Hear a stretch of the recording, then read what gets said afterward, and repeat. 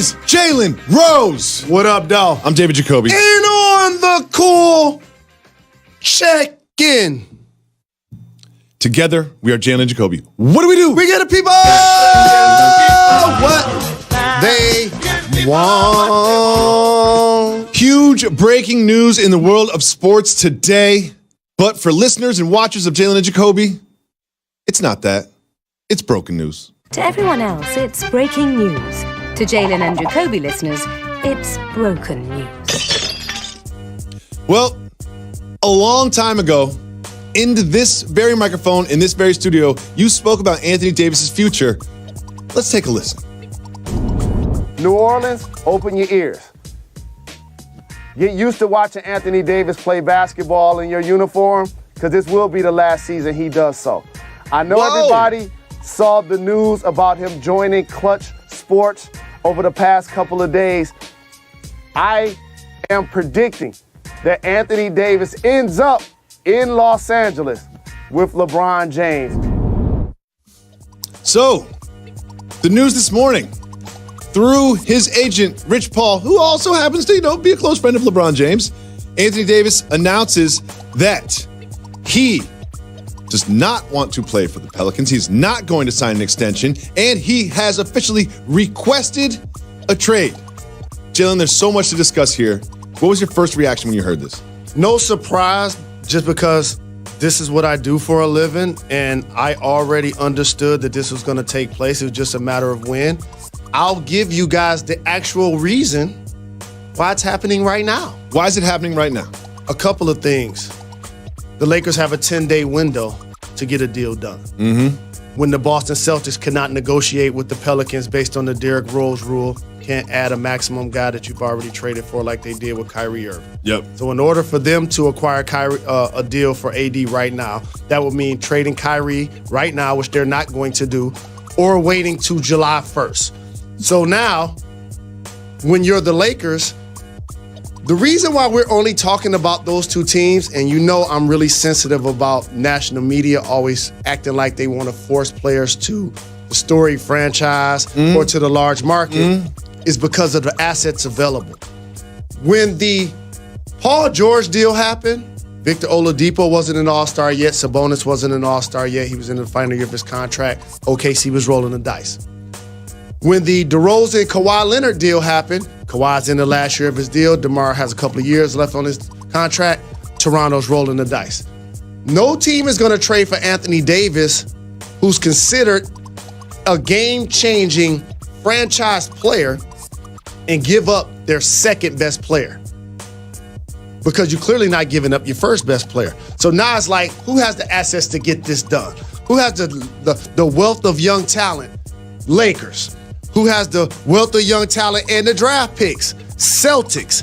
In order to get a guy next to LeBron James in LA. I mean, there are other teams that could put together a package, but those teams are not the type of teams that Anthony Davis wants to sign with and extend. So then you're giving up everything to not have Anthony Davis. Well, but here's what makes this tricky. Boston can fall into that category as well. He could tell the Celtics, do not trade for me because I'm not going to re-sign. But that doesn't mean he won't end up in the green. This gets back to my point of why the timing is right now. The timing right now is I'm a player, career highs in points, career highs in rebounds, career highs in assists, career highs in steals. We're not in the playoffs, and obviously that's on the best player. I'm not going to let him off the hook in this era of, you can't win as the best player. Now you want to go run with somebody else, which is fine. But the second thing is, now I'm not starting in the All-Star game. I'm taking steps back. Y'all messing with my money. I want to get out of here. So I know we talk about LeBron all the time, but we have to talk about LeBron's role in this because there are some things that happen. He signed with Clutch Sports. All right, fine, we get it. But then when the Pelicans go to play in Los Angeles against the Lakers, what happens after that game? LeBron James and Anthony Davis, they don't just have dinner together. They have dinner together at a restaurant, knowing that everyone's going to find out about it. Then there's this announcement on a Monday morning, 10 days before the trade deadline, when it's time to get the deal done. This all feels like LeBron and Rich Paul and Clutch Sports telling the rest of the league that Anthony Davis wants to play in Los Angeles. So also, And I'm one of the people as well that enjoyed the era of the 80s and the 90s where I had the remote control in my hand and all-stars were spread throughout the league. Now, with LeBron James as the best player, no blame of his, he's been a unique combination of successful dominant player and powerful businessman and industry guy that moves the needle. In and outside of basketball. Correct. So when he's the first guy as an MVP, Moses did it in the early 80s, playing in his prime, that jumps from Cleveland because I don't think, even though I'm the best player, I can win here. And he goes to Miami to team up with Wade to get some of that championship mojo that Pat Riley had fostered in Miami. That was the changing of the guard in the league.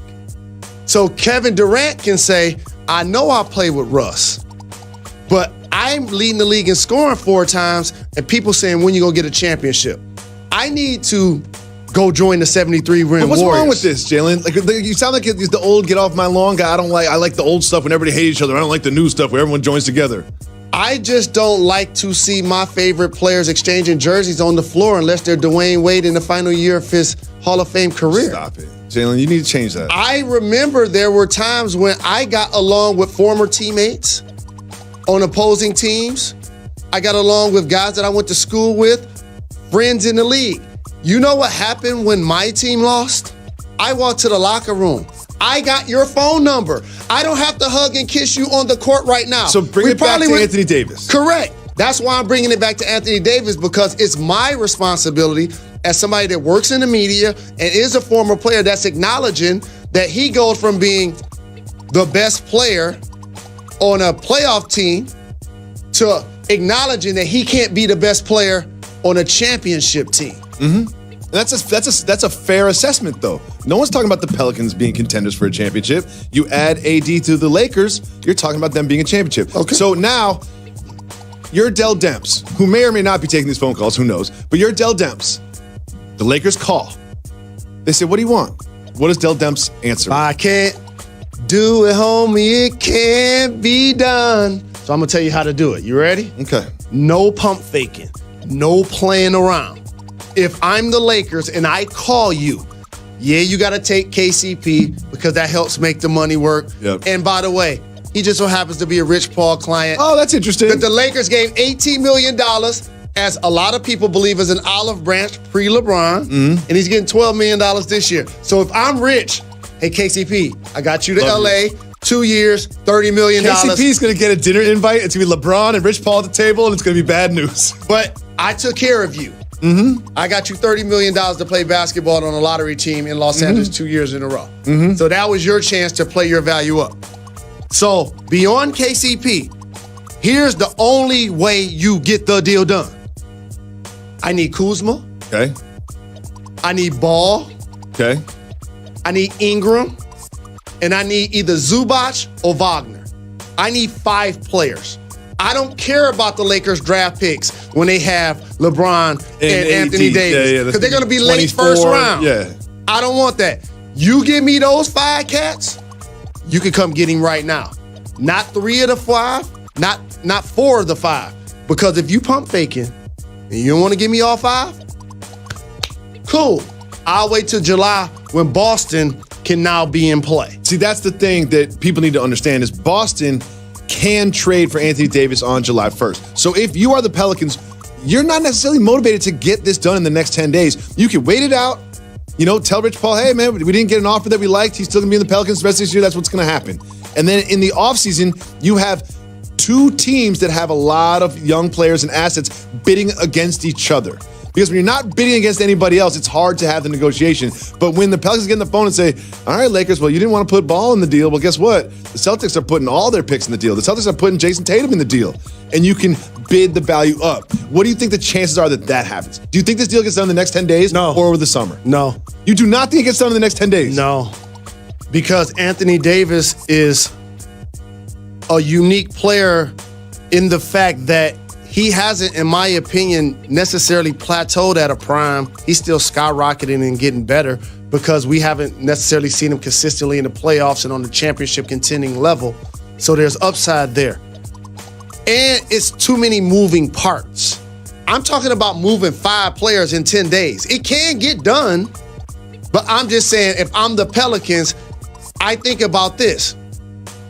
The Lakers' young assets that I just named, if you were drafting and or playing on the playground and I had the 8 young players, 4 from Boston, Tatum, Brown, Rozier, Smart, that'd be what it took to get the deal done, right? Rozier's deal ends up this summer, right? Correct. So that'd be a sign and trade situation. With that being said, if you were drafting a squad, who would you put as the best player of those 8? Jason Tatum? What about number 2? Who's? Number 3? Brown. Ingram or Brown. Right. Number 3, Ingram or Brown. Do you know what's not helping any of this? Ball being hurt and Brown and Tatum not playing well.